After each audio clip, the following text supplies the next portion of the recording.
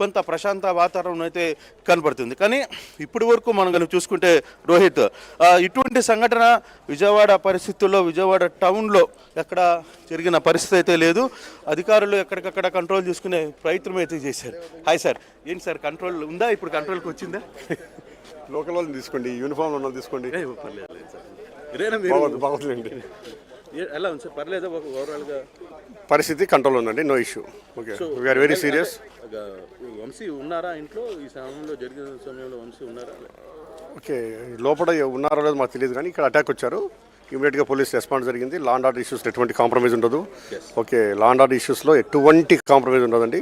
So this is the commitment of the police. So ఇమీడియట్గా police enter అయ్యారు. ఎవరైతే ఉన్నారో చదువు చేశారు, కొందరిని తీసుకోవడం కూడా జరిగింది. ఓకే, పరిస్థితి కంప్లీట్లీ అదుపులో కూడా తీసుకున్నారు సార్. ఇదంతా బయట నుంచి వచ్చిన వారి వ్యక్తుల పనేనా లేకపోతే లోకల్ ఏమైనా ఇన్వాల్వ్మెంట్ ఉంది? అది చూస్తామండి, అది నెక్స్ట్ ఫర్దర్ ఇన్వెస్టిగేషన్లో తెలుస్తుంది. బయట నుంచి వచ్చారా, లోకల్ వచ్చారా, లేకుంటే పక్క వాళ్ళు అనేది ఇంకా తెలుస్తుంది. So some mob was there.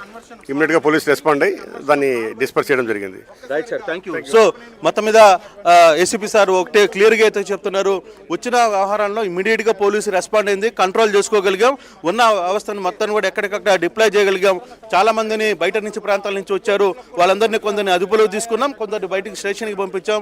తర్వాత కంట్రోల్ ఇప్పుడైతే ఎటువంటి పరిస్థితి లేదు, కానీ లోపల వంశీ ఉన్నాడా లేదా అనేది మాకు కూడా తెలియదు. మేము జస్ట్ ఈ కంట్రోల్ చేయడానికి మాత్రమే వచ్చిన పరిస్థితి అయితే ఉంది అని చెప్పి చాలా క్లియర్గా చెప్తున్నాడు. అంటే ఇటువంటి సిచ్యువేషన్స్ ఉన్నప్పుడు ఉన్నతాధికారులు తర్వాత పోలీస్ శాఖ లా అండ్ ఆర్డర్ విషయంలో మాత్రం కాంప్రమైజ్ అయ్యే ప్రసక్తే లేదని చెప్పి చాలా క్లియర్గా ఇక్కడ అధికారులు చెప్తున్న పరిస్థితి.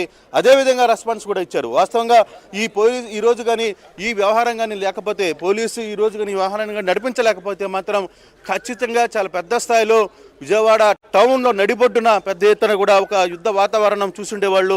ఎప్పుడూ జరిగిన ఈ వాతావరణం ఈ ప్రాంతంలో నెలకొండే